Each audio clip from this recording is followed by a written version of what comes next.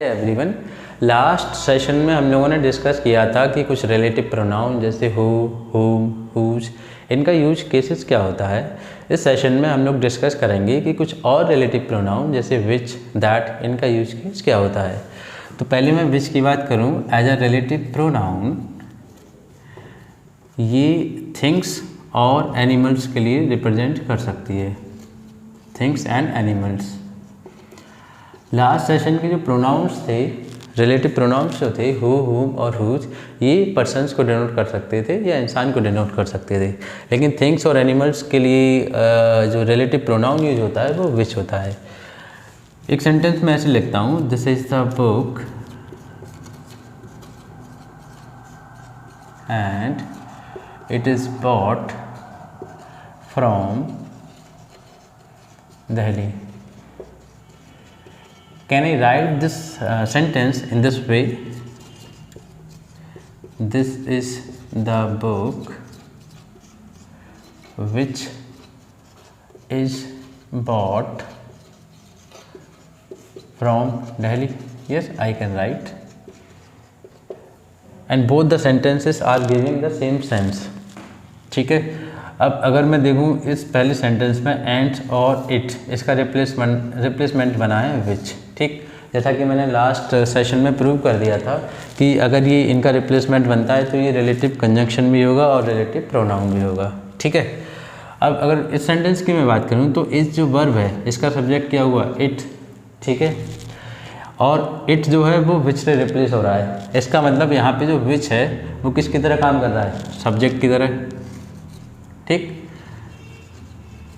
और यहाँ पे भी इज है, एक वर्ब है और इसका सब्जेक्ट क्या है, विच। तो मैं ये कह सकता हूँ कि जो विच है उसका हम सब्जेक्ट की तरह यूज़ कर सकते हैं या फिर उसको हम सब्जेक्टिव केस में यूज़ कर सकते हैं। ठीक, now for the next sentence can I right in this way, this is the book and I bought it yesterday. ठीक है, एक सेंटेंस ऐसा भी हो सकता है। अब इसी सेंटेंस को मैं ऐसे भी लिख सकता हूँ, this is the book which I bought yesterday. अगर हम ये दोनों सेंटेंसेस देखेंगे तो दोनों के सेंस सेम हैं, बिल्कुल एग्जैक्ट सेम है, दोनों ही सेम सेंस को दे रहे हैं। अगर मैं यहाँ पे देखूँ इस सेंटेंस में तो ये एंड और इट का रिप्लेसमेंट बना है विच। ठीक है, अब ये जो इट है वो बेसिकली क्या है, ऑब्जेक्ट है, ये वर्ब है और वर्ब का ऑब्जेक्ट इट है। तो मैं ये कह सकता हूँ कि जो विच है वो ऑब्जेक्ट को भी रिप्लेस कर रहा है या कर सकता है। तो ये इससे कंक्लूजन निकल रहा है कि विच ये ऑब्जेक्टिव केस में यूज हुआ है। ठीक है, इसका मतलब ये है कि कंक्लूजन ये निकल आया कि विच जो रिलेटिव प्रोनाउन है उसको हम सब्जेक्टिव केस में भी यूज कर सकते हैं और ऑब्जेक्टिव केस में भी यूज कर सकते हैं। नाउ अगर कोई सेंटेंस ऐसा होता जैसे these are the books, these are the books which are bought from Delhi. कोई सेंटेंस ऐसा भी हो सकता है बिल्कुल, और ये करेक्ट है। ठीक है, इसका मतलब अगर हम दोनों सेंटेंसेस को अगर मैं देखूँ, थोड़ा ऑब्जर्व करूँ तो ऐसा है कि इसका जो मतलब बन रहा है कि इसका जो एंटीसीडेंट है, इसमें जो विच का जो एंटीसीडेंट है बुक और इसमें है बुक्स। ठीक, इसमें है बुक्स और इसमें है बुक। अब जो बुक्स है वो प्लूरल है और ये जो बुक है वो सिंगुलर है, और दोनों ही केस में जो विच की फॉर्म है वो सेम रही है, इसमें कोई चेंज नहीं है। इससे कंक्लूजन ये निकलता है कि विच की जो फॉर्म है वो इसके एंटीसीडेंट के नंबर पे डिपेंड नहीं करती। ठीक है, नाउ मूविंग फॉरवर्ड, एक सेंटेंस कुछ ऐसा भी हो सकता है जिसमें प्रीपोजिशन का यूज हुआ हो ऑब्जेक्ट से पहले।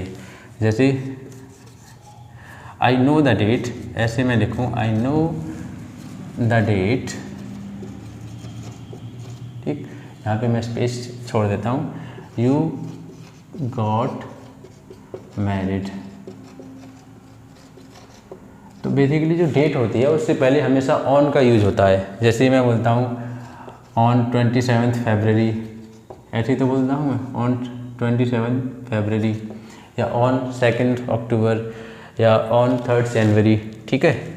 तो अगर मैं यहाँ पे डेट की बात कर रहा हूँ तो डेट से पहले मुझे प्रीपोजिशन लगाना पड़ेगा, ठीक है। और डेट को रिप्रेजेंट हम किससे कर सकते हैं, विच रिलेटिव प्रोनाउन से। इसका मतलब विच से पहले हमें, अगर मैं यही लिखूँ सिर्फ, तो ये इनकरेक्ट सेंटेंस हो जाएगा। I know the date which you got married, ये सेंस नहीं दे रहा। क्यों? क्योंकि डेट से पहले हमेशा ऑन आएगा, ठीक। यहाँ पे किसी डेट को ही तो हम रेफर करेंगे। तो ऐसे अगर मैं लिखूँ I know the date which you got married, ये गलत हो जाएगा, हमें प्रीपोजिशन ऑन लगाना पड़ेगा। तो मैं यहाँ पे ऑन विच से पहले लगा दे सकता हूँ। अब प्रीपोजिशन का क्या रूल है, प्रीपोजिशन हमेशा अपने ऑब्जेक्ट को साथ लेके चलता है, और जो ऑब्जेक्ट है बेसिकली ऑब्जेक्ट है तो ये ऑब्जेक्टिव केस में ही होगा। और मैंने अभी लास्ट सेंटेंस में ये प्रूव किया था कि जो विच है उसको हम ऑब्जेक्टिव केस में भी यूज कर सकते हैं। तो यहाँ पे ये दोनों कंडीशन फुलफिल हो गई, मतलब प्रीपोजिशन के बाद ऑब्जेक्टिव केस भी आ गया है विच का, और यहाँ पे डेट से पहले एक प्रीपोजिशन ऑन भी आ गया है, ठीक है। तो ऐसे ही अगर हमें किसी दूसरे ऑब्जेक्ट जिनको प्रीपोजिशन की ज़रूरत पड़ती है या प्रीपोजिशन के बाद आते हैं, तो हम इस तरीके से विच से पहले वो प्रीपोजिशन रख सकते हैं, क्योंकि विच एक ऑब्जेक्टिव केस की तरह भी, विच वो ऑब्जेक्टिव केस की तरह भी यूज किया जा सकता है, ठीक है। अगर हम इसके पजेसिव केस की बात करें, तो अगर मैं हु के पजेसिव केस की बात करूं तो वो होता है हुज। अगर किसी का पजेशन शो करना होता तो मैं हुज यूज कर सकता हूं, लेकिन विच, इसका क्या मैं पजेसिव केस, मेरे पास कोई पजेसिव केस है नहीं, क्योंकि विच का एक सब्जेक्टिव केस भी विच होता है और ऑब्जेक्टिव केस भी विच होता है, पजेसिव केस विच नहीं होता। वो देख लेते हैं। अगर पर्सन के केस में बात करूं तो पजेसिव केस में ऐसे दिखा सकता हूं, राम्स बुक, एपोस्ट्रॉफी एस जो है वो पोजीशन को शो करता है, ठीक है। इसको क्या मैं ऐसे लिख सकता हूँ, द बुक ऑफ राम, ठीक है, ऐसे भी लिख सकता हूँ। अगर इसका मुझे पोजीशन का केस रिलेटिव प्रोनाउन में शो करना होता तो मैं क्या लिखता, हुज बुक, हुज बुक। और इसमें अगर मैं इसको मैं थोड़ा और चेंज करूँ इसकी फॉर्म को, तो मैं ये लिख सकता हूँ द बुक ऑफ हिम। यहाँ पे जो है वो ऑब्जेक्टिव केस आता है, ठीक, क्योंकि प्रीपोजिशन हमेशा अपने साथ ऑब्जेक्ट लेके चलता है, तो ऑब्जेक्ट होगा मतलब यहाँ पे ऑब्जेक्टिव केस आएगा, द बुक ऑफ हिम आएगा, ठीक। अगर मैं इसको ऐसे भी लिख सकता हूँ रिलेटिव प्रोनाउन की सेंस में, द बुक ऑफ होम लिख सकता हूँ, क्योंकि इसका जो ऑब्जेक्टिव केस होता है हु का, वो होता है होम, तो द बुक ऑफ होम, ये रिलेटिव प्रोनाउन के केस में ऐसे ही लिख सकते हैं। Very good. अब विच का देख लेते हैं। विच जो बेसिकली होता है वो थिंग्स और एनिमल को रिप्रेजेंट करता है। तो एनिमल के केस में या जो थिंग्स हैं उनके केस में हम एपोस्ट्रॉफी एस तो लगाते नहीं हैं, ऐसा तो नहीं लिख सकते कि कार्स कलर, ऐसा तो ये लिख नहीं सकते, ठीक है। हम ऐसे लिखते हैं the car of colour, sorry the colour of car, the colour of car, ठीक, ठीक है। इसका मतलब ये है कि मेरे पास जब इसका पजेसिव केस नहीं है तो मैं ऐसे लिख सकता हूँ क्या, कि द कलर ऑफ विच, क्यों, क्योंकि कार की जगह हम विच का यूज कर सकते हैं, ठीक है। अब इसको एग्जाम्पल से देख लेते हैं। अभी तक हमने ये प्रूव कर लिया है कि इसका एपोस्ट्रॉफी वाला केस नहीं होता है, इसको हम हमेशा ऐसे ही बनाएंगे, द कलर ऑफ विच, ठीक। इसमें द कलर ऑफ विच यही करेक्ट वे है, इसमें हम विच कलर नहीं लाएंगे, ठीक है। तो वो थोड़ा सा ग्रामेटिकली गलत हो जाएगा। इसको एग्जाम्पल से देख लेते हैं।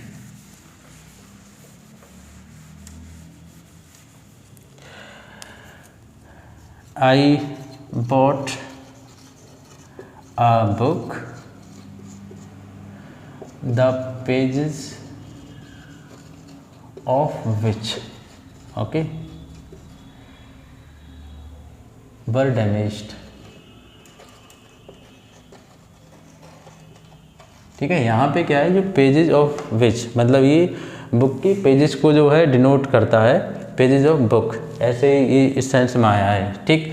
और जो पेजेस ऑफ बुक है ये क्या पोजेशन का सेंस शो कर रहा है, तो हमने यहाँ पे इसको इस तरीके से लिखा है ऑफ की फॉर्म में। अभी ऑफ के बाद क्या है, ऑब्जेक्ट आता है और आ सकता है, तो जो विच यहाँ पे यूज हुआ है वो ऑब्जेक्टिव केस में यूज हुआ है, ठीक है। तो पोजेसन को अगर हमें डिनोट करना है in case of things and animals, then हमें उसमें जो है विच का यूज इस तरीके से करना पड़ेगा, ठीक है। नाउ मूविंग फॉरवर्ड, एक केस और होता है विच में ये कभी कभी पूरे क्लॉज को भी रिप्रेजेंट कर सकता है, जैसे आई एम अ टीचर। अगर मैं इस फ्रेज लिखूं और उसके बाद ये लिखूं, सॉरी ये अगर मैं क्लॉज लिखूं और मैं इसके बाद ये लिखूं विच इज़ ट्रू, तो यहाँ पे जो विच है वो बेसिकली पूरे के पूरे फ्रेज को रिप्रेजेंट करता है, ठीक है, पूरे के पूरे फ्रेज के लिए यूज़ हुआ है, तो ये पूरे के पूरे क्लॉज को भी रिप्रेजेंट कर सकता है विच, ठीक है। आई थिंक विच तो कंप्लीट हो गया, और ऐसे बहुत सारे यूज केसेस हैं, लेकिन if you need any help to use which then you can comment out in my this session, then we can look into that together, okay। now moving forward, अब देख लेते हैं that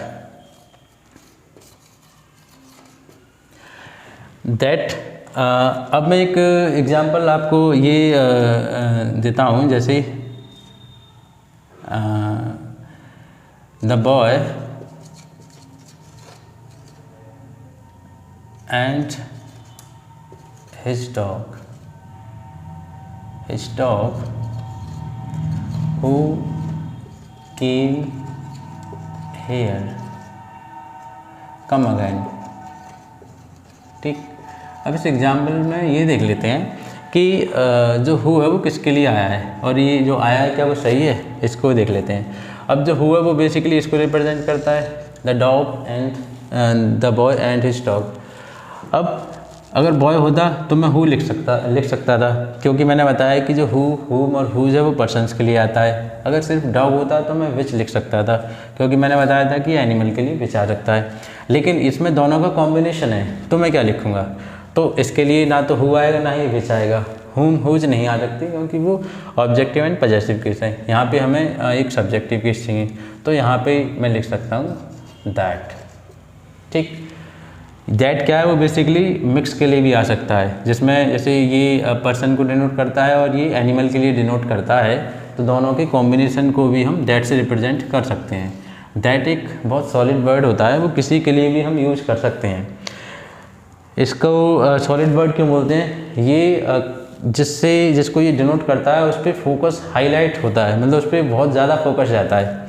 अगर मैं second use की बात करूँ इस दैट की, पहला तो यूज़ ये हो गया कि ये बॉय एंड एनिमल दोनों को एक साथ भी रिप्रेजेंट कर सकता है। अगर मैं ये बोलूँ कि आई know the person who is very intelligent, इस सेंटेंस को मैं ऐसे भी लिख सकता हूँ, आई know the person that is very intelligent. Grammatically ये दोनों ही बिल्कुल ठीक हैं, इसमें कोई गलत नहीं है। दैट जो है वो थिंग्स को भी रिप्रेजेंट कर सकता है, पर्सन को भी रिप्रेजेंट कर सकता है, मिक्स को भी रिप्रेजेंट कर सकता है। लेकिन अगर स्पोकन इंग्लिश की बात करूँ तो इनमें दोनों में डिफरेंस है। अगर मैं पहला सेंटेंस बोलता हूँ आई know the person who is very intelligent, इसका मतलब ये है कि मैं एक नॉर्मल वे ऑफ स्पीकिंग की मैनर में बोल रहा हूँ। इसका जो मैनर है वो नॉर्मल वे ऑफ स्पीकिंग है, ठीक, नॉर्मल वे ऑफ स्पीकिंग। लेकिन अगर मैं इसकी बात करूँ आई know the person that is very intelligent, ये जो पर्सन है इसको हाईलाइट कर रहा है। मतलब ऐसा ही नहीं है कि मैंने सिर्फ बोल दिया कि हाँ मैं उस व्यक्ति को जानता हूँ जो बहुत इंटेलिजेंट है, मैं उस व्यक्ति को जानता हूँ जो बहुत इंटेलिजेंट है, मैं उस व्यक्ति, मतलब ये उस जो व्यक्ति है उस व्यक्ति, ये जो व्यक्ति पे फोकस किया जा रहा है वो बहुत ज़्यादा है, ठीक है। तो यहाँ पे हमने दैट का यूज़ कर लिया है। Grammatically both the sentences are correct, but spoken English में अगर हमें किसी को ज़्यादा फोकस करना है तो हम उसको दैट लगाएंगे। सेकंड सेंटेंस में ऐसा भी लिख सकता हूँ,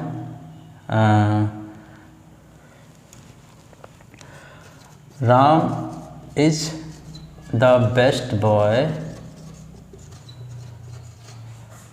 इसमें देख लेते हैं दैट आएगा या हु आएगा। Who can solve this problem, who can solve this problem, ठीक। अब अगर इसमें बात करूं तो जो बेस्ट बॉय है, यहाँ पे जो बॉय है उसको बहुत ज़्यादा फोकस किया गया है सुपरलेटिव डिग्री से, ठीक है। ये बेस्ट एक सुपरलेटिव डिग्री होती है, ये हम एडजेक्टिव में पढ़ेंगे, ठीक। तो यहाँ पे जो राम के लिए जो फोकस किया गया है या बॉय के लिए जो फोकस किया गया है वो सुपरलेटिव डिग्री से फोकस किया गया है, बहुत ज़्यादा है। Ram is the best boy, Ram सबसे अच्छा लड़का है, ठीक। तो यहाँ पे बॉय के लिए फोकस किया गया है सुपरलेटिव डिग्री से। अगर कोई हाईलाइट किया जाता है किसी भी सेंटेंस में, कोई नाउन अगर हाईलाइट किया जाता है तो उसके लिए हम हमेशा दैट लगाते हैं, हु नहीं लगाएंगे, ठीक। ये ग्रामेटिकली भी सही है और ये स्पोकन इंग्लिश में भी ठीक है। तो हमें दैट का यहाँ पे यूज़ जो है एक काइंड ऑफ इसका अवेयरनेस होना चाहिए कि दैट का यूज़ हम कहाँ करते हैं, और स्पोकन इंग्लिश में खासकर ग्रामेटिकली ये करेक्ट हो सकता है लेकिन स्पोकन इंग्लिश में ये करेक्ट नहीं होगा, ठीक है।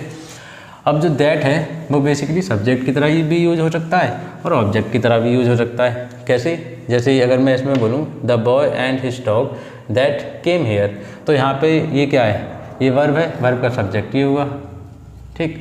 तो यहाँ पे ये क्या हो जाएगा, सब्जेक्ट की तरह। ऐसे ही अगर ऑब्जेक्ट की तरह मैं बोलूँ कि आई bought a book and it is given to Ram, ठीक। इसको मैं ऐसे भी लिख सकता हूँ I bought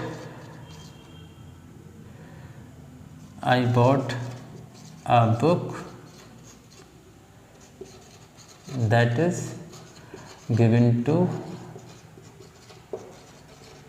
Ram, ओके। तो यहाँ पे जो दैट है वो किसकी तरह यूज हो गया, वो सब्जेक्ट की तरह यूज होगा क्योंकि इसका सब्जेक्ट है it.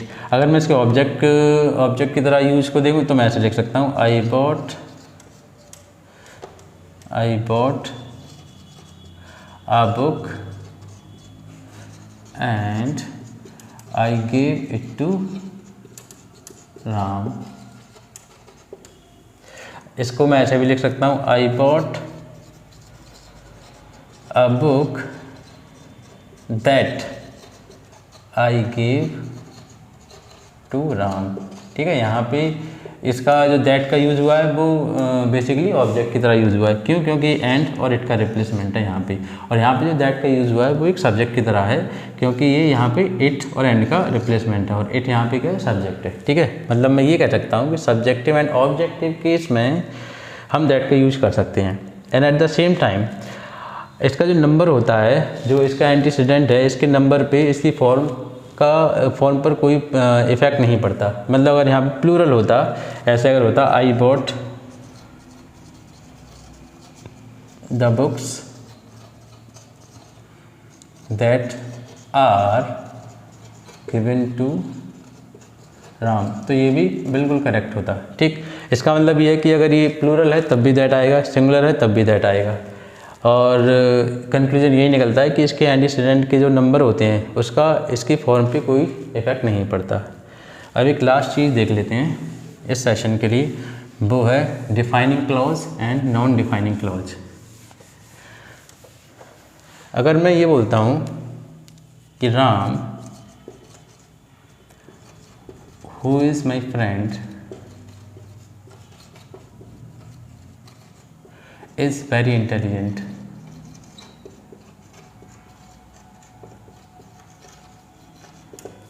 next sentence could be the boy who is my friend is very intelligent। अब पहले सेंटेंस में अगर देखें तो राम एक नाउन है, प्रॉपर नाउन, और प्रॉपर नाउन उसको डिफाइन करने की कोई ज़रूरत ही नहीं है। राम एक नाम है जो कि किसी स्पेसिफिक पर्सन को डिनोट कर रहा है, उसको डिफाइन करने की ज़रूरत ही नहीं है। तो ये जो है हु इज़ माई फ्रेंड, इसमें एक्स्ट्रा इन्फॉर्मेशन हो गई क्योंकि राम को डिफाइन करने की ज़रूरत तो है नहीं। ऐसे अगर यहाँ पे ताजमहल होता तो ताजमहल वेल नोन है, स्पेसिफिक थिंग है, प्रॉपर नाउन है, तो उसके बारे में अगर मैं लिखता था ताजमहल सिचुएटेड इन उत्तर प्रदेश, तो सिचुएटेड इन उत्तर प्रदेश वो क्या एक एक्स्ट्रा इन्फॉर्मेशन होती, और मैं यहाँ लिखता ताजमहल इज़ वेरी ब्यूटीफुल। तो लिख देते हैं इसको मैं लिख ही देता हूँ, Taj Mahal situated in Uttar Pradesh, in Uttar Pradesh is very beautiful. ठीक है, अब ताजमहल की बात करूं, इसको डिफाइन करने की ज़रूरत है इस चीज़ को?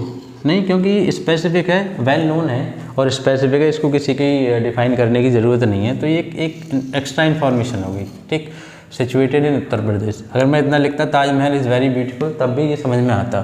ठीक, अगर मैं ये बोलता the boy who is my friend is very intelligent, अब ये जो बॉय है ये क्या है? ये इसका कोई डेफिनेशन सभी को पता है? नहीं पता। बॉय लड़का, अब पता नहीं कौन सा लड़का, लेकिन इसको अगर मैं थोड़ा डिफ़ाइन कर दूं तो यहाँ पे इसकी ज़रूरत पड़ जाएगी मतलब डिफ़ाइन करने की, the boy who is my friend. अब यहाँ पे मुझे इसको डिफ़ाइन करने की ज़रूरत पड़ेगी, क्योंकि बॉय ये तो कोई भी हो सकता है, लेकिन मैंने यहाँ पे डिफ़ाइन कर दिया who is my friend is very intelligent. तो यहाँ पे इसको जो है डिफ़ाइन करने की ज़रूरत पड़ी और यहाँ पे इसको डिफ़ाइन करने की ज़रूरत नहीं पड़ी। तो इस क्लॉज को मैं बोलूँगा डिफ़ाइनिंग क्लॉज, जो कि डिफ़ाइन करती है किसी भी एंटीसीडेंट के लिए या फिर किसी नाउन या प्रोनाउन के लिए, डिफ़ाइनिंग क्लॉज। और इसको बोलूँगा मैं नॉन डिफ़ाइनिंग क्लॉज, नॉन डिफ़ाइनिंग क्लॉज। ठीक, अब अगर दैट का मैं बात करूं कि क्या इसमें दैट भी आ सकता है। अब अगर मैं इसकी बात करूं तो मैंने ये कहा था कि जो दैट है वो बहुत ही सॉलिड वर्ड है। इसका मतलब जहां ज़रूरत है वहीं आएगा और वो फोकस ज़्यादा करेगा जिसके लिए आया है, जिस नाउन या प्रोनाउन के लिए आया है। तो मैं यहाँ पे अगर बात करूँ तो यहाँ पे ये रिक्वायर्ड है, ये जो क्लॉज है वो रिक्वायर्ड है क्योंकि ये डिफ़ाइन करती है बॉय के लिए। तो यहाँ पे मैं हु भी लगा सकता हूँ और दैट भी लगा सकता हूँ, क्योंकि यहाँ पे इसकी ज़रूरत है, तो यहाँ पे ये फोकस कर देगा। अगर मैं यहाँ पे दैट की बात करूँ तो यहाँ पे दैट नहीं लगा सकता, क्यों? क्योंकि नॉन डिफाइनिंग है, मतलब ये एक एक्स्ट्रा इन्फॉर्मेशन है और किसी एक्स्ट्रा जगह दैट नहीं आता, ये एक सॉलिड वर्ड है, ये ध्यान रखना है। ठीक है, तो जो डिफाइनिंग क्लॉजेज हैं उसमें हम दैट का यूज कर सकते हैं और जो नॉन डिफाइनिंग क्लॉजेज हैं उसमें हम दैट का यूज़ नहीं कर सकते। ठीक, अगर मैं इसको फर्दर थोड़ा सा और एक्सप्लेन करूं डिफाइनिंग क्लॉज और नॉन डिफाइनिंग क्लॉज, तो एक सेंटेंस ऐसे हो सकता है, my brother who is a doctor, who is a doctor went to America।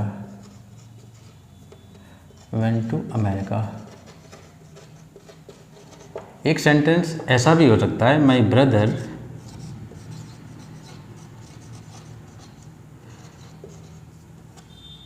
Who is a doctor went to America. अब दोनों सेंटेंस में थोड़ा सा ही डिफरेंस है। पहले तो आप देख सकते हैं कॉमा लगे हुए हैं, और सेकंड अगर मैं देखूं तो डिफाइनिंग और नॉन डिफाइनिंग क्लॉज का डिफरेंस है। जो नॉन डिफाइनिंग क्लॉजेज होती हैं उसको हम कॉमा से सेपरेट करते हैं, और जो डिफाइनिंग क्लॉज होती हैं उसमें हम कोई कॉमा नहीं लगाते।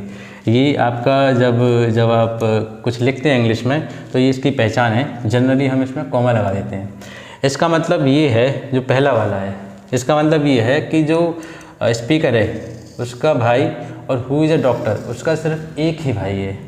यहाँ पे सिर्फ एक ही ब्रदर है, एक ब्रदर है इसमें, my brother who is a doctor went to America. ठीक, अब इसमें इसको डिफाइन करने की ज़रूरत नहीं पड़ रही, क्योंकि स्पीकर जो है उसका एक ही भाई है और लिसनर को वो पता होगा कि हाँ इसका एक ही भाई है, वो जो है डॉक्टर भी है, वो अमेरिका जा चुका है या वो अमेरिका गया है। ठीक, तो यहाँ पे अगर एक ही ब्रदर है तो उसको डिफ़ाइन करने की ज़रूरत नहीं पड़ रही स्पीकर के लिए। लेकिन अगर उसके कई सारे भाई होते स्पीकर के तो वहाँ पे उसको डिफ़ाइन करने की ज़रूरत पड़ती है कि कौन सा वाला। मान लेते हैं यहाँ पे स्पीकर के 5 भाई थे, 5 ब्रदर हैं, और उनमें से एक डॉक्टर है, एक सीए है और एक आपका लॉयर है, या बहुत सारे उसमें प्रोफेशन में हैं, पाँचों अपने अपने।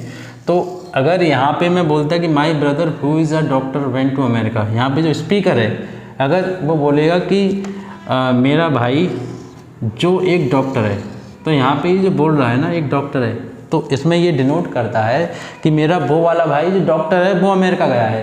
इसका मतलब यहाँ पे डिफ़ाइन करने की ज़रूरत पड़ रही है। अगर मैं यहाँ डिफ़ाइन नहीं करूँगा नहीं हु इज़ अ डॉक्टर, तो समझ नहीं आएगा लिसनर के लिए कि कौन सा वाला ब्रदर अमेरिका गया है। अगर मैं यहाँ पे ये नहीं लिखूँ तो यहाँ पे काम चल जाएगा, क्योंकि उसका एक ही भाई है, my brother went to America. उसको समझ में आ जाएगा लिसनर के लिए कि अच्छा ठीक है वो तो डॉक्टर भी है, अमेरिका गया है। लेकिन यहाँ पे अगर मैं लिसनर के लिए बोलता हूँ कि my brother who is a doctor went to America, यहाँ पे लिसनर को ये समझ नहीं आ रहा कि कौन सा वाला भाई अमेरिका गया है। इसलिए यहाँ पे मुझे यहाँ पे डिफ़ाइन करने की ज़रूरत पड़ रही है। अगर मुझे डिफ़ाइन करने की ज़रूरत पड़ेगी तो हम इसे बोलते हैं हम डिफ़ाइनिंग क्लॉज, और इसको हम बोलेंगे नॉन डिफ़ाइनिंग क्लॉज, जो कि मैंने अभी बताया था। तो आई थिंक इससे थोड़ी सी ज़्यादा क्लैरिटी आई होगी। इस सेशन में इतना ही। Thanks for watching.